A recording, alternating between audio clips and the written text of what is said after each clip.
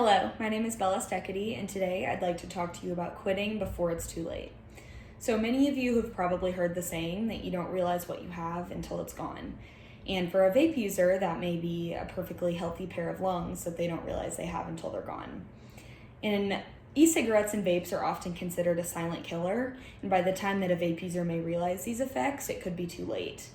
And unfortunately, our generation has grown up around vapes, and because they're so prevalent in our lives and they're present almost everywhere around us, many often forget or maybe don't realize the serious effects and damages that can come out of it.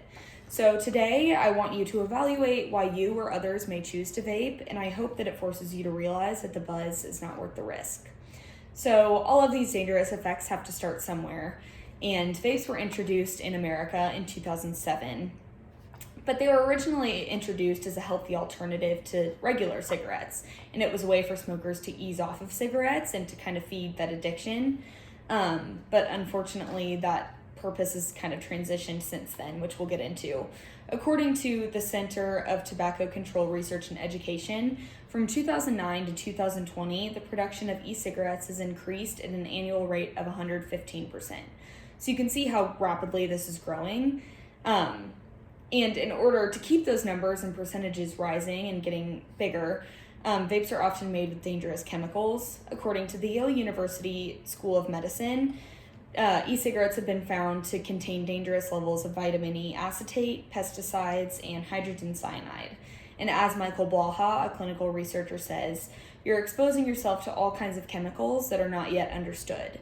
So why would you want to put something in your body that even by the most pristine researchers is not yet understood, and there's a lot of unknowns and dangers that come with that. And these dangerous chemicals aren't used on accident or by coincidence. They are used to feed that addiction of consumers to keep consumers buying. And addiction, as we've seen in many other things, can lead to lasting effects on your life no matter what it is. According to Johns Hopkins, nicotine has been presumed to be as addictive as heroin or cocaine. So you can see that this isn't a joke, and it's a lot more serious than many may see it to be as. And so there was a study done by the National Institute of Drug Abuse where they followed 2,770 daily smokers on a year-long journey with e-cigarettes to try to get them to quit smoking. And at the end of that year-long period, only 9.6 of them had quit. Only 9.6 out of 2,770 people. And all of those other people were still either using cigarettes or they were using e-cigarettes instead.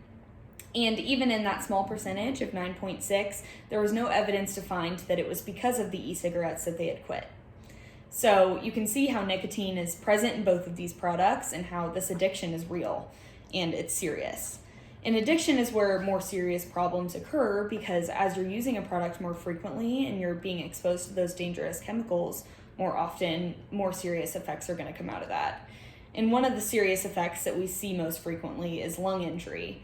And in February 2020, the CDC said that they had recorded 2,807 vape-associated lung injuries.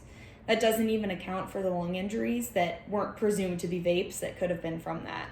So you can see how this is serious and it's affecting people's lungs more than they realize. You can take Whitney Livingston for an example. I'd like to show you a picture of her. This is her on a ventilator with a serious lung injury. And in an interview with her mom talked about how she didn't realize that her last conversation with her daughter could be the last conversation that she ever had with her. And that was devastating and terrifying to her. And she knew that she could have done something about it. And if her daughter wouldn't have been vaping, she wouldn't have been wondering if her daughter would survive. So you can see how this is really serious. And this is it's affecting other people even outside of the vapor. I'd also like to look at a CT scan of a 17-year-old boy who had been using a vape for 1 year. And if you can see all these white opacities in his lungs, that's not supposed to be there, and that is the damage that the vape has been doing. So you can see that even after 1 year long period, that is how much damage was done. And if that 17-year-old boy continues to vape, he could have life-threatening injuries occurring. So aside from lung injury, it has also been presumed that vapes can damage your heart.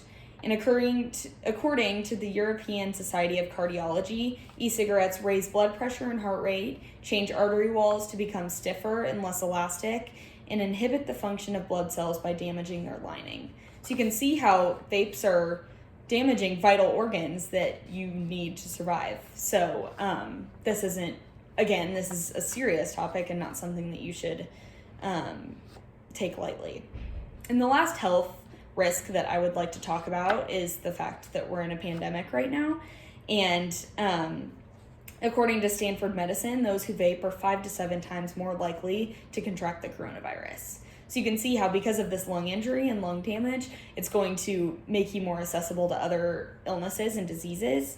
And aside from that, if you're transmitting illnesses through your vape by sharing it to other people, you're exposing yourself to more injuries more illnesses that you could have prevented in the first place. So today we've kind of talked about the causes such as addiction and dangerous chemicals, and how that leads to the more serious damages and effects such as lung injury, heart injury, and exposure to other illnesses such as COVID-19. So if you take anything away from this speech today, I'd like you to walk away with these reminders. And I encourage you to stop vaping, and I also encourage you to advise others around you, such as your friends and family, to stop vaping as well. Because you truly don't know what you have until it's gone, and that could be your lungs, your heart, it could be your bank account, it could be your friend, and it could be your own life. So thank you very much, and stay healthy.